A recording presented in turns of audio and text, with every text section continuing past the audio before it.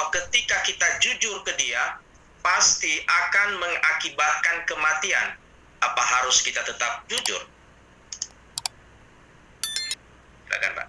Ya, saya terus terang Pak Markus, saya belum paham. Kalau saya kata jujur dia jadi mati, itu maksudnya bagaimana? Saya apa dia shock gitu maksudnya? Iya, nanti shock bisa langsung. Kadang-kadang kan dia nggak terima dengan itu, terus kalau bisa langsung mati, jantungan mati nanti. Ya, jadi gini Pak, kembali. Kebenaran itu kan firman Pak ya, kebenaran. Kita mau menyatakan suatu kebenaran pada seseorang, maka syarat utama saat kita menyampaikan kebenaran itu apa Pak? Harus kita dipimpin oleh Roh. Jangan kita menyatakan kebenaran itu dengan menggunakan akal budi pikiran kita. Jadinya salah nanti. Jadi sebelum kita menyampaikan sesuatu, mintalah kita dipimpin oleh Roh. Maka dan tunggu Rohnya, Roh itu menjawab. Ya, jangan kita paksain juga. Saya yakin dan percaya Roh itu akan memberikan nanti hikmat kepada kita. Dan Roh itu juga akan bekerja pada orang yang akan kita beritahu. Akan diberitahu. Dan ini pengalaman pribadi kok. Boleh nggak cerita soal ibu ya? Oke, saya minta izin istri saya dulu mau menceritakan kesaksian soal ibu mertua saya.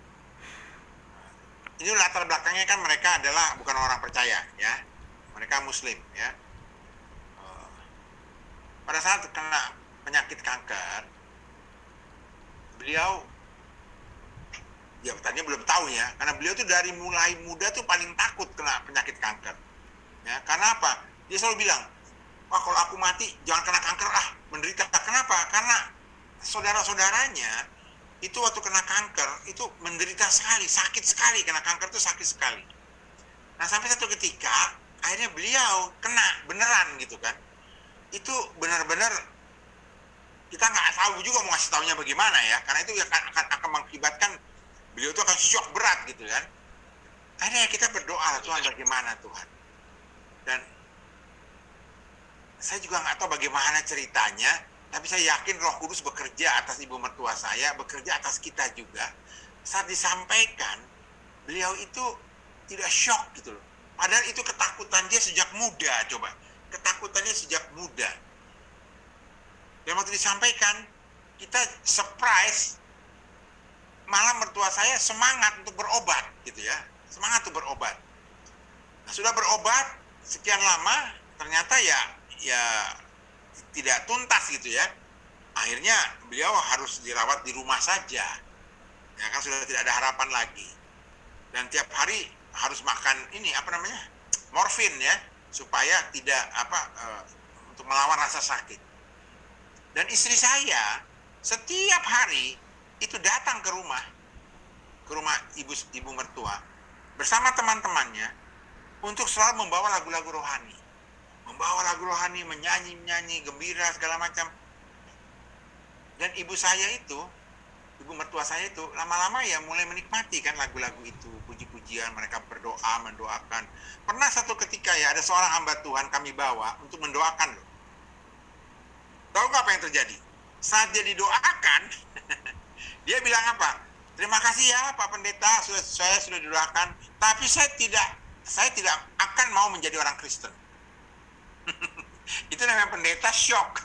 Jadi bukan mertua saya yang shock, pendetanya yang shock. Dia udah doakan, dia bilang, terima kasih Pak Pendeta, saya didoakan, tapi saya tidak akan pernah menjadi orang Kristen. Itu pendetanya shock.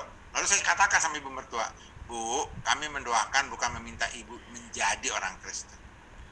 Tapi ibu percaya nggak bahwa Kristus yang menurut ibu itu Isa Al-Masih bisa menyembuhkan, percaya nggak? Dia bilang, saya percaya. Ya sudah. Bukan soal agama Kristen ya Bu. Percaya atau tidak bahwa Yesus itu punya kuasa.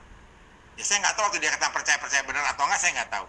Tetapi suatu ketika dia bersaksi kepada istri saya dan teman-teman istri saya, persekutuan istri saya yang selalu tiap hari menghibur dengan puja-pujian. Dia katakan begini, ada seorang Kristen, orang Kristen yang disakiti oleh siapapun juga, dia selalu mengampuni dan dia tidak melawan. Padahal dia punya kemampuan untuk melawan, tapi dia selalu mengampuni. Sekarang saya melihat orang Kristen itu, sekarang saya percaya bahwa benar-benar ada pengampunan dalam agama Kristen. Dia bilang begitu, saya baru percaya ada pengampunan dalam agama Kristen. Karena orang itu disakiti kayak apapun juga, padahal dia punya kuasa untuk melawan. Dia tidak melawan, dia malah mengampuni. Padahal dia nggak salah katanya. Jadi saya sekarang mulai percaya. Akhirnya dia menerima Kristus. Nah, itu pengalaman pribadi kami ya. Apa ada hubungannya? Ya, seperti tadi saya katakan, kalau kita bersandar pada mau dipimpin Roh Kudus, saat menyampaikannya pun Roh Kudus akan menjaga. Dan kita tuh saking bingungnya kan, ngomongnya apa gitu kan. Nah kalau saya secara manusia kan pasti berbelit-belit ngomongnya kan. Apalagi kan istri saya dan ibu mertua saya kan orang Jawa, dari Solo pula lagi. Jadi kan ngomongnya kan harus berbelak-belok gini kan. Saya nggak biasa sebagai orang Tapanuli, orang Sumatera berbelak-belok itu nggak biasa kan. Jadi bingung ngomongnya gimana. Akhirnya berserah sama Tuhan saja. Ya sudah berserah sama Tuhan. Tuhan, tolonglah Roh Kudus pimpinlah. Bagaimana sih kalau bicara? Tolong kuatkan ibu mertua ini kalau harus menerima berita ini. Akhirnya dia kuat tuh menerima.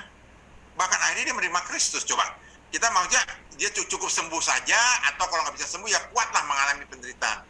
Lah ternyata dia bukan saja menerima keadaannya, dia malah menerima Kristus. Walaupun dia secara fisik tidak sembuh.